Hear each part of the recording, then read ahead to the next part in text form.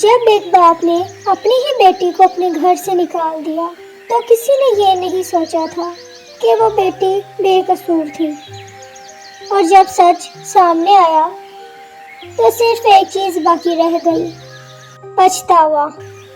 یہ کہانی ہے مریم کی، ایک معصوم نرم دل لڑکی جس کی دنیا صرف اس کے ابو کے گرد گھومتی تھی۔ ایک دن مریم خوشی خوشی چائے کا کپ لے کر اپنے ابو کے پاس آئی اور مسکراتے ہوئے بولی: ابو، میں نے آپ کے لیے چائے بنائی ہے۔ احمد نے محبت بھری نظروں سے اپنی بیٹی کو دیکھا اور کہا: واہ میری بیٹی، تم تو میرا بہت خیال رکھتی ہو۔ کیونکہ آپ میرے سپر ہیرو ہیں۔ یہ منظر دیکھ کر ستیلی ماں نادیہ کے چہرے پر ناگواری صاف نظر آ رہی تھی۔ وہ دل ہی دل میں سوچ رہی تھی، جب تک یہ لڑکی اس گھر میں ہے مجھے کبھی سکون نہیں ملے گا، مجھے کچھ تو کرنا ہوگا۔ اگلے ہی دن نادیہ احمد کے پاس گئی اور سنجیدہ لہجے میں بولی: مجھے آپ سے ایک ضروری بات کرنی ہے۔ احمد نے حیران ہو کر پوچھا: کیا ہوا؟ سب ٹھیک تو ہے نا؟ تم پریشان لگ رہی ہو۔ نادیہ نے جھوٹا دکھ ظاہر کرتے ہوئے کہا: میں نہیں چاہتی تھی کہ آپ کو بتاؤں، مگر آپ کی بیٹی ٹھیک نہیں ہے۔ مریم نے کیا کیا؟ کیا ہوا مریم کو؟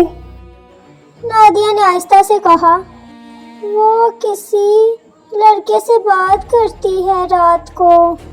احمد غصے میں آ گیا۔ یہ ناممکن ہے، میری بیٹی مریم ایسا کام کر ہی نہیں سکتی، تمہیں ضرور غلط فہمی ہوئی ہے۔ اگر یقین نہیں تو خود دیکھ لیں، میں نے اپنی آنکھوں سے دیکھا تھا مریم کو۔ نادیہ نے اپنا موبائل نکالا اور احمد کو کچھ میسیجز دکھائے جو حقیقت میں جعلی تھے۔ احمد کے ہاتھ کانپنے لگے، اس کی آنکھوں میں غصہ بھر گیا۔ وہ زور سے بولا: یہ مریم! اس کے دل میں شک نے جگہ بنا لی تھی۔ احمد نے زور سے آواز دی: مریم، یہاں آؤ جلدی سے۔ مریم گھبرا کر آئی اور بولی: جی ابو، آپ بہت غصے میں لگ رہے ہیں، کیا ہوا ہے آپ کو؟ احمد نے غصے میں فون کی طرف اشارہ کرتے ہوئے کہا: یہ سب کیا ہے مریم؟ تم کیا کر رہی ہو؟ مریم نے جیسے ہی فون دیکھا وہ کام گئی اور فوراً روتے ہوئے بولی: یہ جھوٹ ہے ابو، میں نے کچھ نہیں کیا۔ نادیہ بیچ میں بولی: یہ جھوٹ بول رہی ہے، میں نے اپنی آنکھوں سے دیکھا ہے۔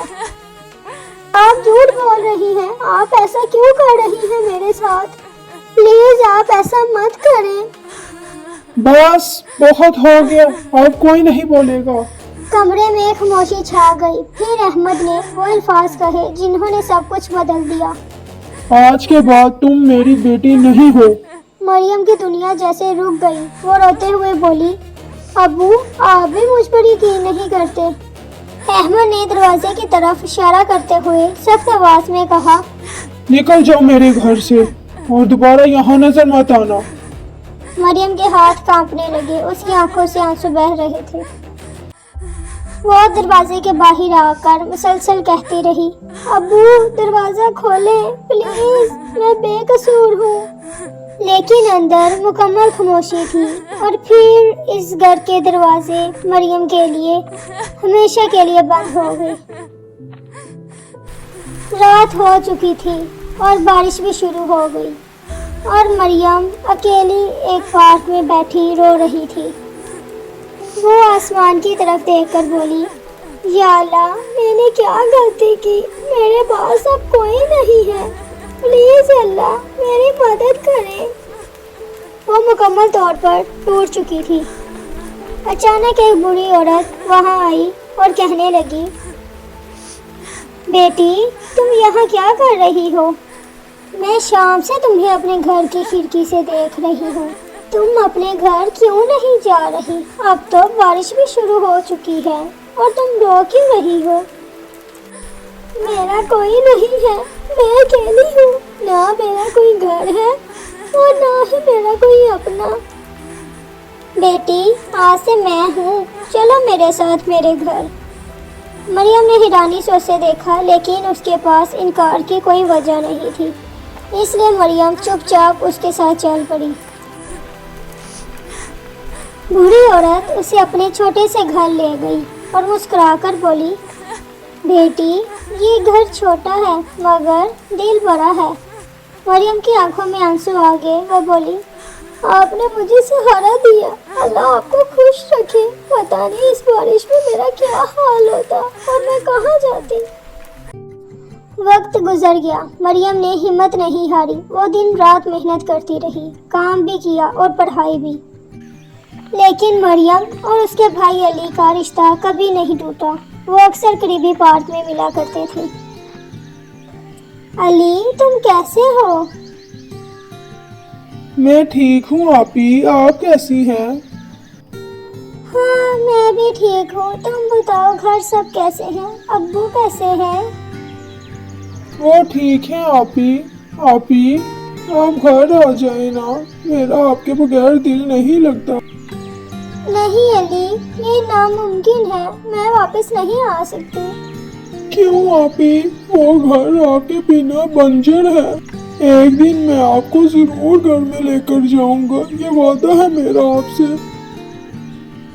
جو لڑکی گھر سے نکالی گئی تھی وہ اب اپنی زندگی خود بنانے لگی تھی۔ ایک دن علی نادیہ کے کمرے میں گیا اور اسے حقیقت کا پتہ چل گیا۔ اوہ ہاں یار، چھوٹ گئی میری جان اس چڑیل سے۔ تمہیں نہیں پتا اسے جان چھڑانے کے لیے مجھے کون کون سے پاپڑ بیلنے پڑے ہیں، پھر جا کر اسے جان چھٹی ہے۔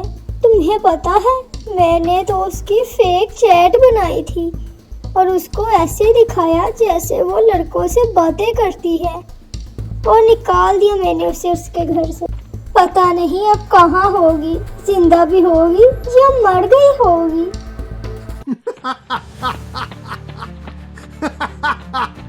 اچھا یار سنو، میں تم سے بعد میں بات کرتا ہوں، مجھے ابھی ایک ضروری کام ہے۔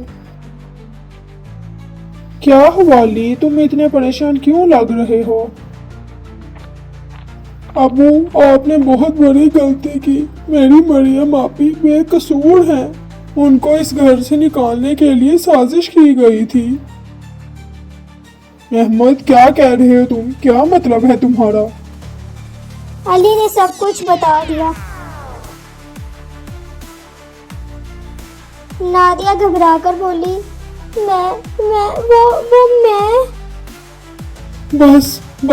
بس کرو تم، میں نے تمہارے پیچھے لگ کر اپنی بیٹی پر شک کیا، اسے اس کے گھر سے نکال دیا، پتہ نہیں کہاں ہوگی میری بیٹی، زندہ بھی ہوگی یا پھر میں تمہاری شکل بھی دیکھنا نہیں چاہتا، چلے جاؤ تم یہاں سے، میرے اور میرے بچوں کی زندگی سے دور۔ ابو میں جانتا ہوں مریم آپی کہاں پہ ہیں، آئے میں آپ کو لے کر چلتا ہوں ان کے گھر۔ بیٹی دیکھو تم سے ملنے کون آیا ہے۔ ابو آپ یہاں کیسے آئے اور آپ یہاں کیا کر رہے ہیں؟ بیٹی مجھے معاف کر دو، میں نے تم پر شک کیا، مجھے اب ساری سچائی کا پتہ چل گیا ہے، میں تمہیں واپس لینے آیا ہوں۔ ابو آپ میرے سے معافی مت مانگے، لیکن میں آپ کے ساتھ گھر واپس نہیں جا سکتی، اب یہی میرا گھر ہے۔ بیٹی اپنے گھر چلو، وہ تمہارا گھر ہے، اب ہم ساتھ مل کر رہیں گے۔ نہیں ابا، میں نہیں جا سکتی، آپ نے مجھے اس گھر سے نکال دیا، مجھے تنہا چھوڑ دیا، مجھے اماں نے بچایا، اگر اماں نہ ہوتی تو پتہ نہیں میں آج کہاں ہوتی۔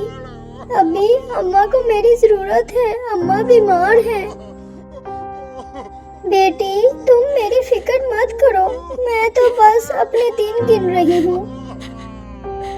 نہیں اماں، یہ آپ کیسی باتیں کر رہی ہیں، آپ نے میری اس وقت مدد کی جب میرے پاس کوئی نہیں تھا، اور اب آپ کو میری ضرورت ہے اور میں کہیں نہیں جا سکتی، ہمیشہ آپ کے پاس رہوں گی، آپ کی خدمت کروں گی۔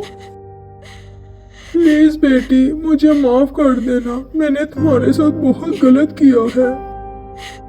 ابا میں آپ کے ساتھ ناراض نہیں ہوں، لیکن اب میرے پاس میرے دو گھر ہیں اور میں اب بھی اماں کے ساتھ رہنا چاہتی ہوں۔